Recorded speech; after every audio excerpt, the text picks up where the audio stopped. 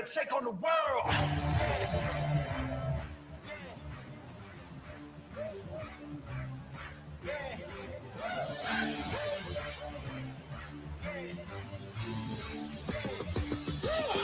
We're gonna take on the world.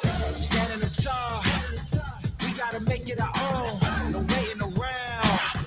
Winners will never look down. No one can stop us, we got it.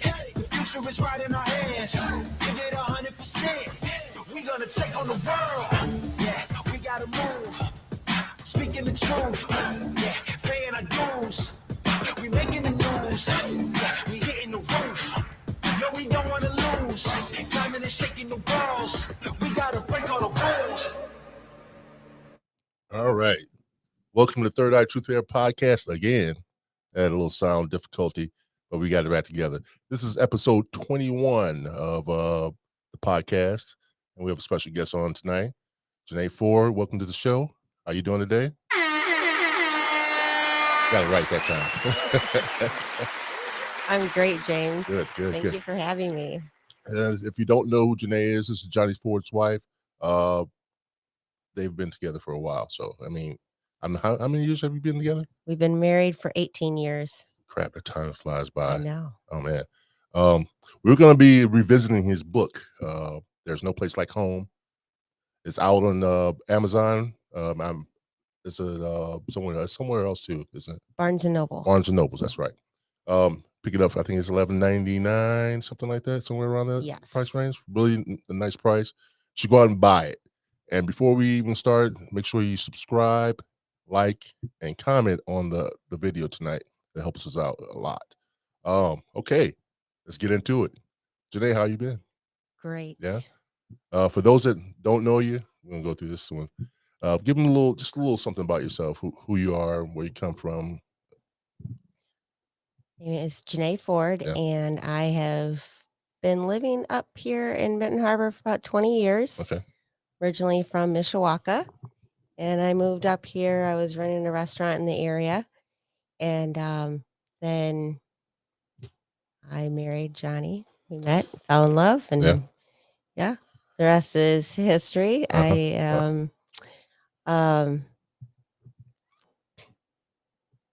a Christian. I have spoke some sermons at the Barn Church and Ministries. Okay. And I'm an encourager, friend, all that. That's all we need to know right now. Oh, now let's get to the book. Johnny gave us his point of view. We're going to get into your point of view because I like to hear both sides of the story. I'm sure you have something to throw in there because I know Johnny he's not in your head. Can't tell you what you were thinking. Tell us what you were thinking. So we're going to get into that. To start off, this was I think this book started around 2010. From that point, 9 or 10. Yeah. Johnny gave us some insight on what he went through in the first chapter about being that last bartending thing. Give us a take on when he called you and how that affected you when that have something to tell you. Or is it something like that in the first chapter? Guess what happened? Yes. First, I'm going to get my glasses on. I've read it quite a few times before it was in print, and we did a lot of editing. Hey, honey, I said, you're not going to believe this. I just lost my job. What went through your mind when that actual phone call came through and he said those words to you? Well, I was not wanting to tell him that I just lost my job. We both lost jobs on the same day. And it was pretty scary. Or was it 3 days earlier? I had lost my job. So in the beginning of the story here, it was, we just thought it was going to be okay. It was just a bump in the road. And then there wasn't too much out there, and we were getting a little nervous. And then things started rolling. Now, when we did when I found out that the home was actually in foreclosure, Johnny had kept that from me for a little bit because he wanted to shelter me. And I don't know if he didn't think that I could handle it, or just he wanted to protect me. Yeah. Men want to protect. That's definitely in our nature to protect, and not to saying that holding something back from your spouse is bad or good. I'm sorry. Sometimes we tend to I could take this burden on myself instead of putting her in harm's way. How did you feel when that happened? I was a little confused, I guess, as to what we were going to do next. We didn't know. And reading the book from cover to cover, since it's been in print, brought back a lot. Yeah. A lot. Like I could feel it in my soul. What it brought me back to that time. When it actually happened. Yes. Did it affect you right away? I mean, as far as you finding out about the house being foreclosed, how did you think about tackling that whole situation? Was going to be like, hey, I found another job and maybe we can get over this hump? Or was it like, oh no, what are we going to do? It was a scramble to try to find a job. It was my job to find a job. I was applying everywhere. I was on the computer applying to anything. And they were telling me that I was overqualified because I had so many years of management experience in restaurants. But I didn't care if I was overqualified at that point. Yes. And I told him that, told some of the recruiters that I don't care if I'm overqualified. So sometimes it made a difference, sometimes it didn't. I got a couple jobs here and there at little bars, little bartending gigs, which was nice to have that extra cash that that the government doesn't know about. Right. So, and that helped. And then John and I just had to sit down and figure out what we were going to do next. And then that's when Johnny took the reins, and I called what was called the command center. Okay. That's where Johnny started keeping records and papers and everything that I didn't think that we would need, but Johnny keeps things. He's a record keeper. He knows where everything is. And that helped us in the long run. Yes. As long as I've known Johnny, he's always kept notes of things that need to be taken care of. He's always had something to write in. And, oh yeah. A lot of people, I mean, some people don't think that's necessary, but in crunch time it is. And then that point in time, you probably needed that the most. Somebody that have everything in order, organized, stuff that you didn't even think about doing. He thought about it and kept that in place. Yes. On that note, what changes did you see in his demeanor as a person when all this stuff started to happen? He was nervous, and we tried to have a lighter side a little bit sometimes, but sometimes you couldn't help it, and it was a lot of despair. We were down. Yeah. And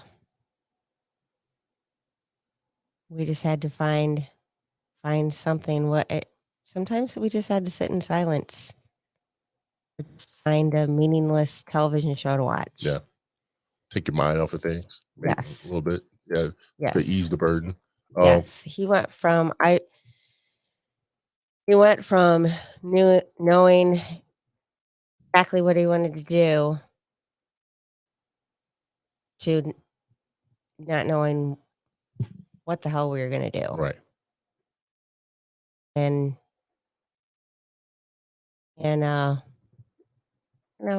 everybody knows Johnny knows his smile. He wasn't smiling very much back then. And he's always been an upbeat type of person, a very energetic person. Did that change as well? I mean, as far as knowing what you were facing. It did. I could just see the uncertainty in his eyes. It was something was missing, and it was tough. It's tough for both of us. Yeah. He's always been, to me, in my opinion, he's always been that guy that you can always lean on for something or talk to in a moment of need. Did you guys have anybody to fall on when all this stuff was happening? Not really. Because we're kind of ashamed of what was happening, that we let it happen. Mm-hmm. And we didn't really confide in a whole lot of people. In fact, there's been a couple people who have texted Johnny and said, "Brother, I didn't know that you were going through this." Yeah. Really didn't know. I wish we would have known. Maybe they knew that we were going through some hard times with jobs, but they didn't exactly know about the home and the foreclosure. When we had to get some help from DHS, Mm-hmm. keep the lights on and EBT card and all that, and that was another thing that Johnny kept track of. Like, you have to go and report so often. So he did all that. He took care of that. And there's one of our friends. I remember we needed cash for something, and neither one of us had anything. And he went and talked to our friend Don Hanner, and Don Hanner was in the same boat, but gave us the last $50 to his name. And so that was a big shout out to Don Hanner. I mean, miss you, buddy. Haven't seen you in a while. Yeah. Wow. Yeah. See, in times of need like that, I think it's a matter of pride that keeps you from doing things like that, asking people for help, or looking for ways to take care of things that you normally wouldn't do. Like you said, you had to get the bridge card or EBT card. Am I saying that right? Yes. That right there, it takes a lot of pride to swallowing pride to get to that point where you have to go do that, especially when you've been doing it on your own, out of your own pocket, and doing it for such a long time. With that being said, is if you had to do it all over again, would you have any problems swallowing your pride, doing that kind of stuff, or asking for help, or telling somebody else about it before it happened? I would definitely confide in friends. Yeah. if I had to do it all over again. And we got over the EBT thing. If we wanted to eat, we got over Yeah. we got over that quick. But as far as confiding, yeah, I would have confided more and definitely my family and a few close friends would have done a lot of things Yeah. different. I know that's been one of my biggest hangups. My pride's been away from like asking people for help, or even just lend an ear to talk to. And I hold that to my, I mean, for me, I hold myself responsible for that because I do let pride get in the way and not ask anybody that I always wanted to do on my own. Sometimes you have to, swallow that Yes. pride, let go of that ego in order to get things done. And even if that's asking someone for help. Um, doing this podcast, I mean, I couldn't have did this by myself. And I thought I could, but no, I had to have friends help me. People that knew stuff about computers help me. Uh, just point me in the right direction. I mean, this podcast is nothing like what you guys went through, but I understand the whole thing about the pride and letting the ego go, because that can get in your way and that can slow you down a lot. It's all part of community. Yeah, yeah. I mean, we tend to lose track of that. I mean, as far as having people in your circle to do little things for you, keep you humble, keep you keep you focused. And when we lose that sight, we lose a lot of other things in that same light, because we don't want the help. That's what I'm saying. We think we got this covered. You guys are two strong individuals. I mean, both of you guys together are like, it's like almost like a power couple. You've been through your ups and downs, highs and lows, but you still managed to keep on moving. And I take my hat off to you guys for that. Both of you guys. I've known you for a long time. It feels like a long time anyway, but you guys have I know, set a standard, a bar for what it takes to get through things, and I do appreciate that. Thank you. Johnny went through. He said a lot about the stuff that you guys went through.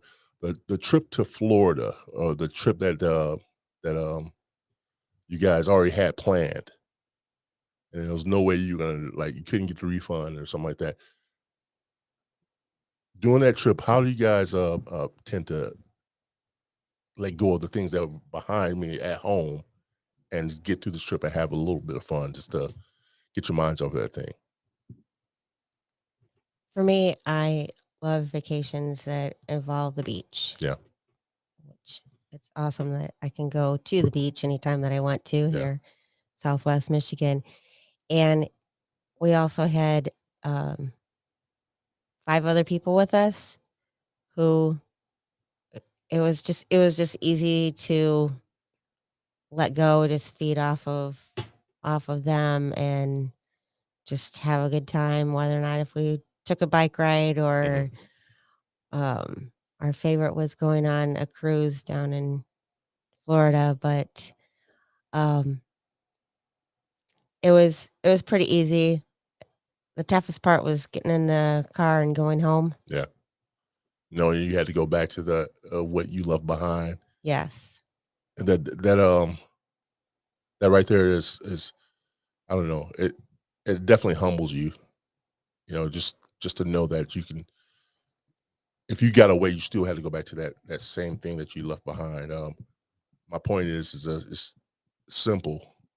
We tend to, I think we tend to take advantage of things like that, especially when it hits close to home. Did you guys tell your friends at that point in time when you went to on that vacation? Did you No. tell them about what was going on? No. They had no idea. They didn't have any idea. No idea whatsoever. And Did you keep it from? I mean, for that amount of time through the whole vacation, or did you let him in on it afterwards? Only our friend Frank knew. And Johnny mentioned him. Yes, he's the only one who. That's the one that rode down with you, right? Yes. Okay. He's the only one that knew. Yes. How did he take it?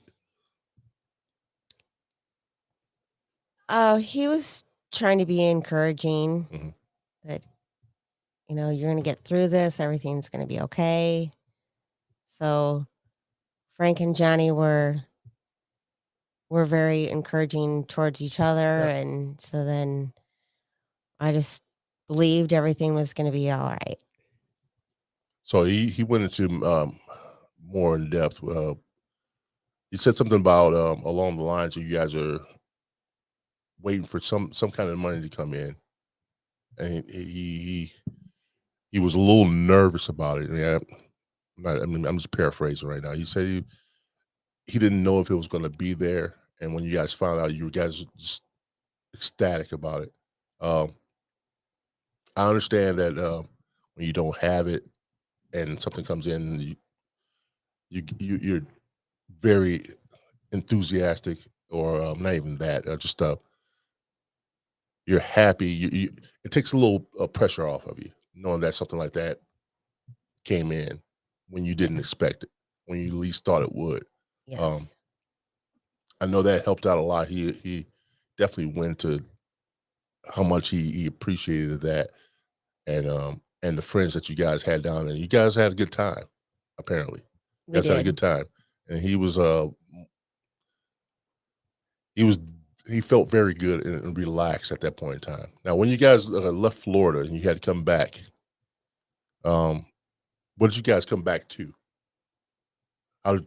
In your mind, what did you come back to as far as knowing that you still had this looming black cloud over your head, the foreclosure, jobs, things of that nature?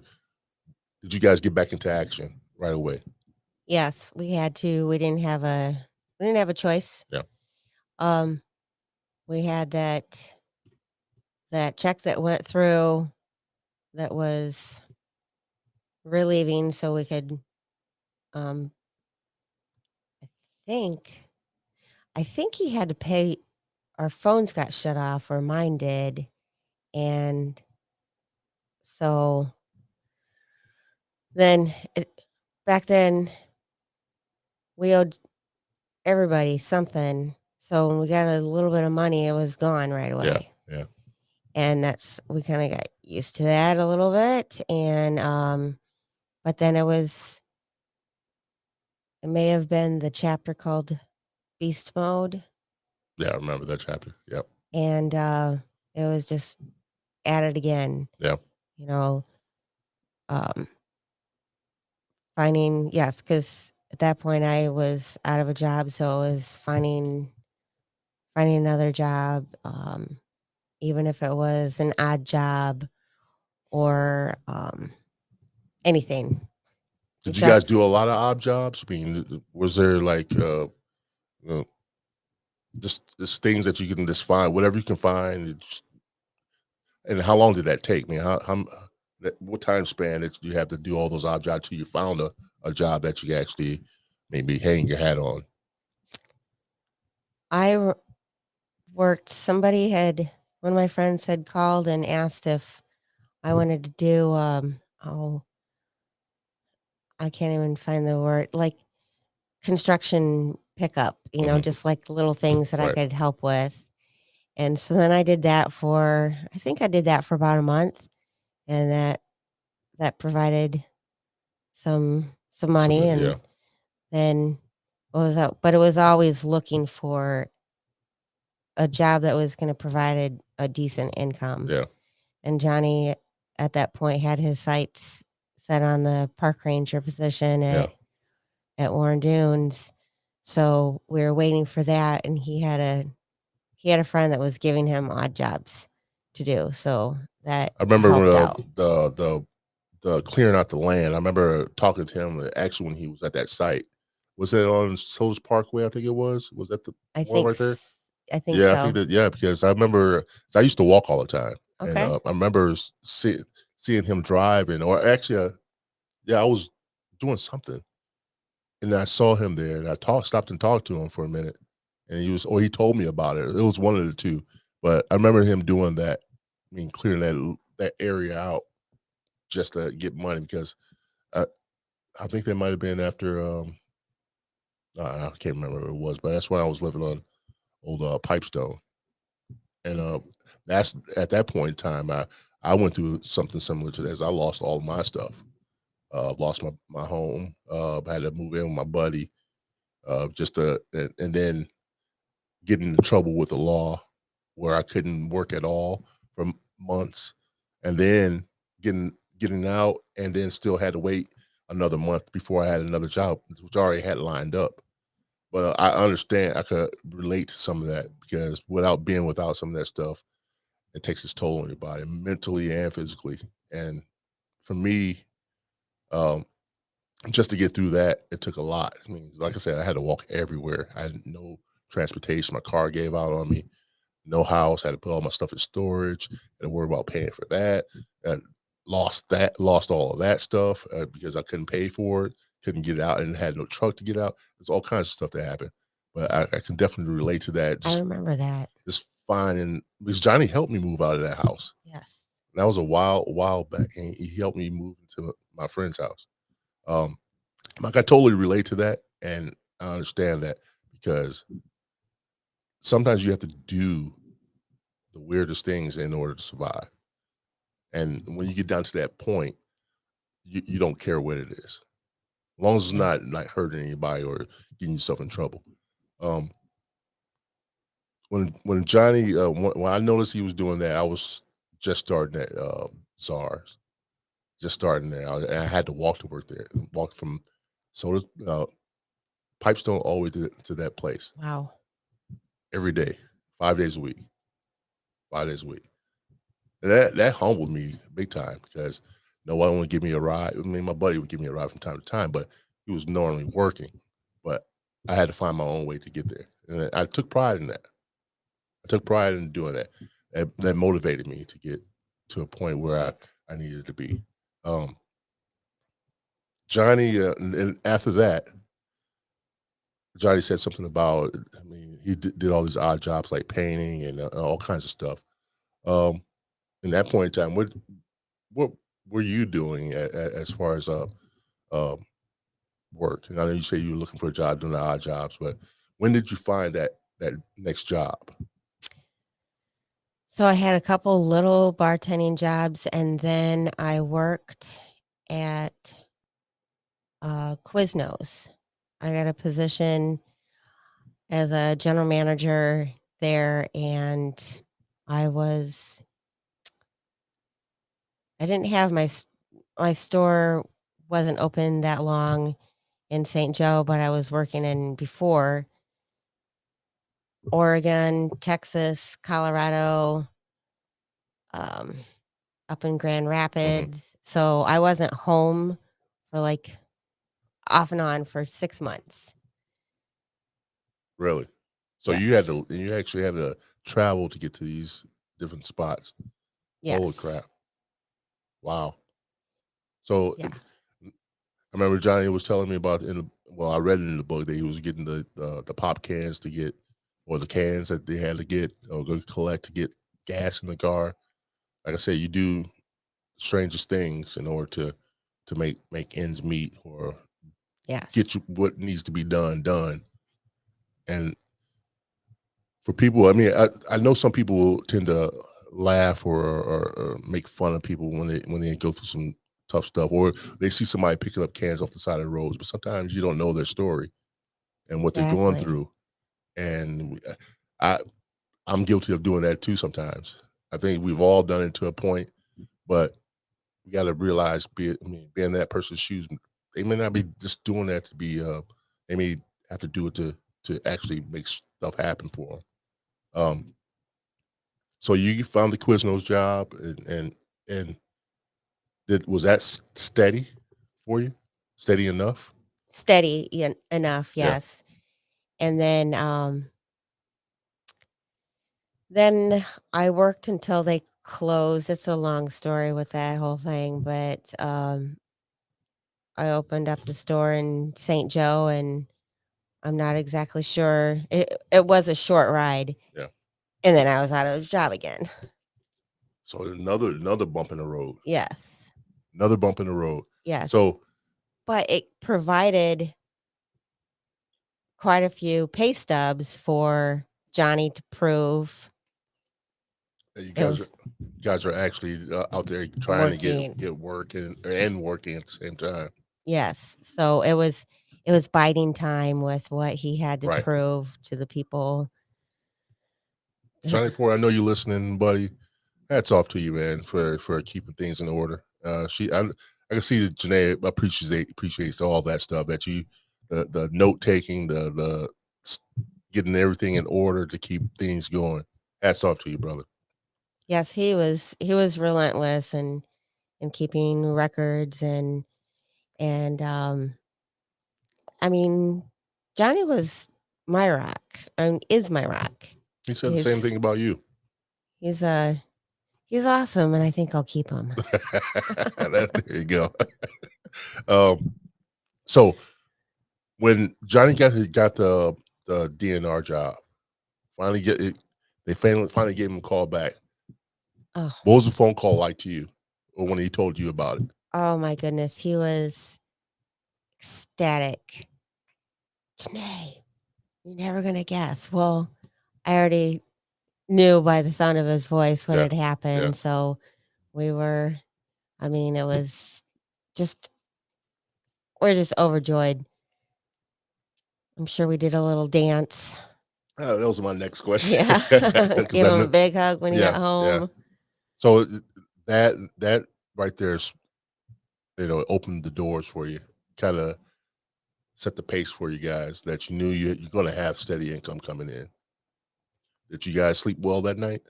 We did. I'm pretty sure you did. We did. Now, when we were going through, there was always some uncertainty. There's always some voice in the back of your head saying it's not going to work out.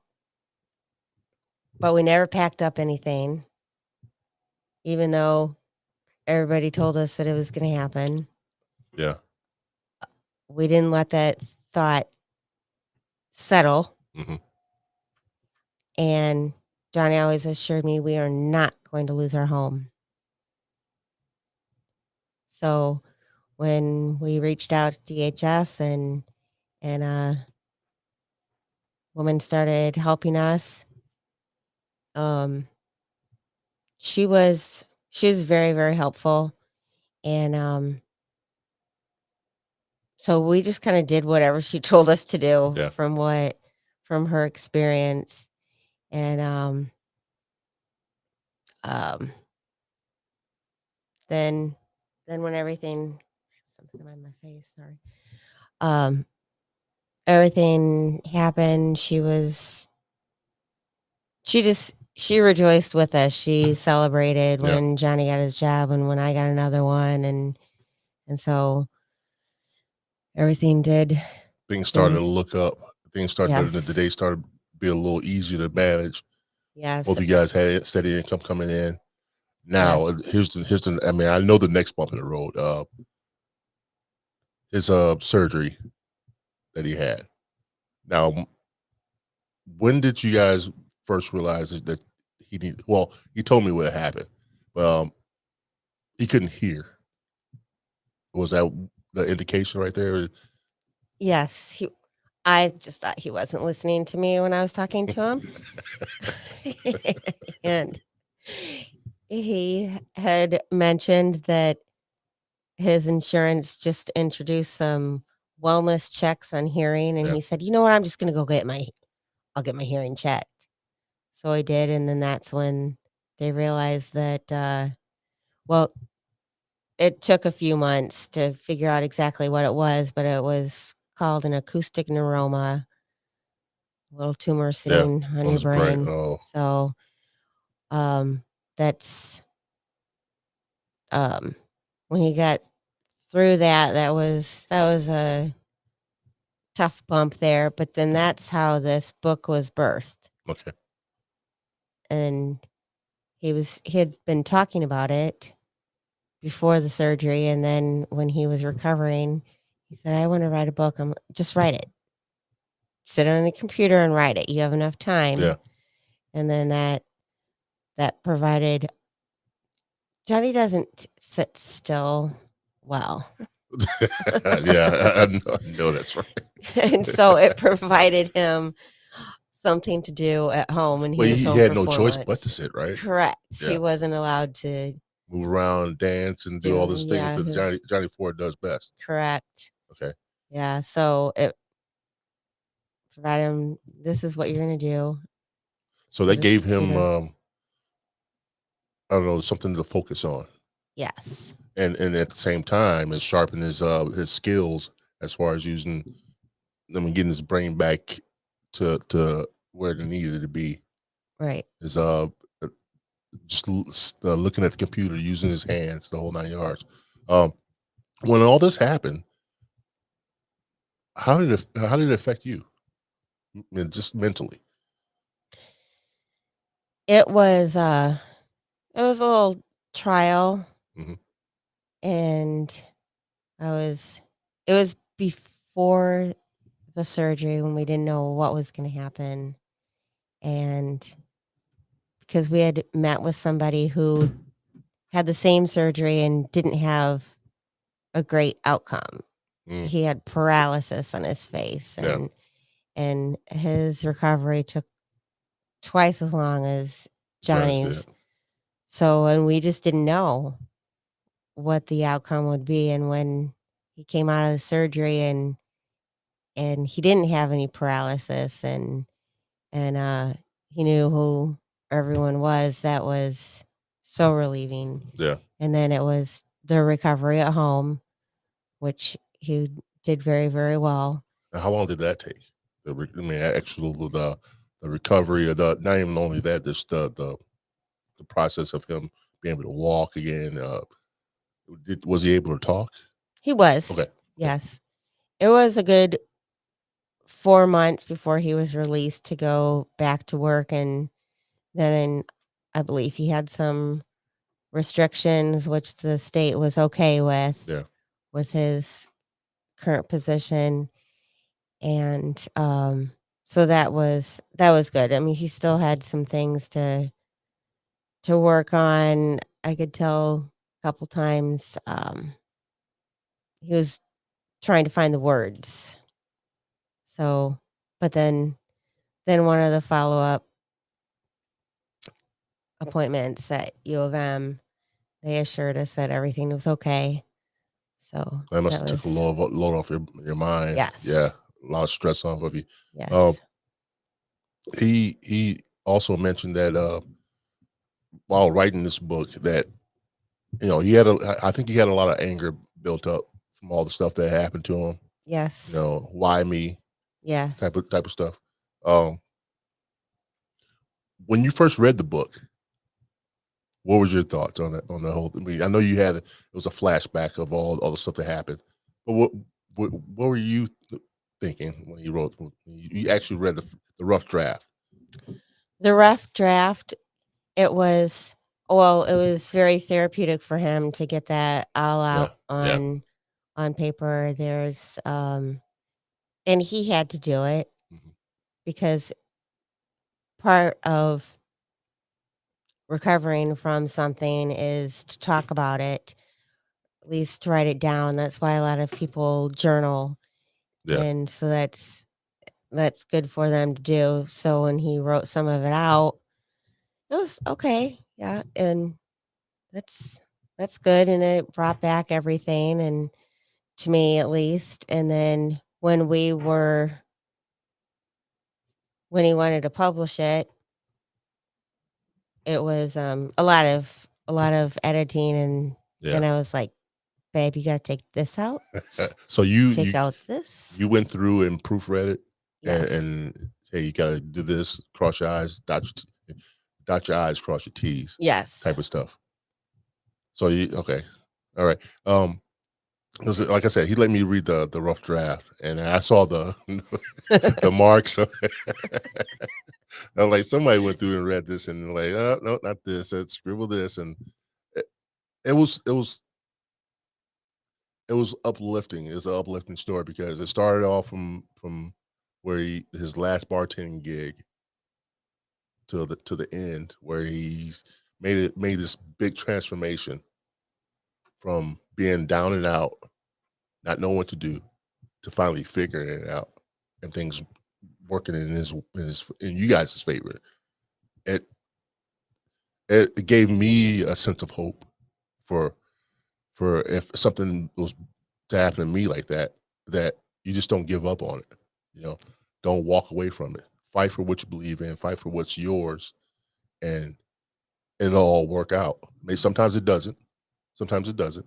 But in the end, if you gave it your all and try your hardest to keep what's yours and fight for what's yours, anything can happen. Yes. And that right there just gave me so much hope when I read that book. And it's a small book, but it got to the point. It got to the point, and it was something that I can definitely take notes from. And just coming from him, just to see him do that, made me proud to be his friend. I'm glad you guys have been in my life because, like I said, some of the stuff he's taught me in my life, I definitely used, and it's helped me out a lot.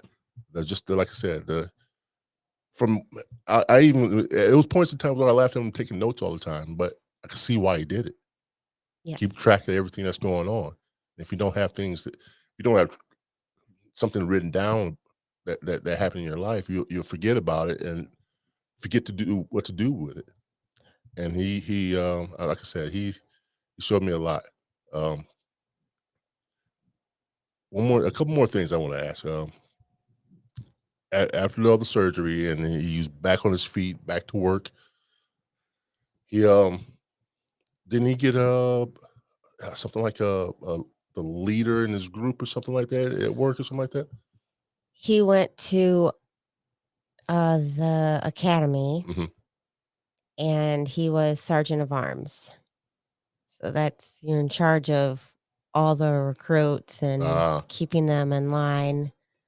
I'm like, of course you are. Yeah, and I don't expect anything less from Johnny, because he'll take charge of something. He'll take something by the reins and just, everybody follow me.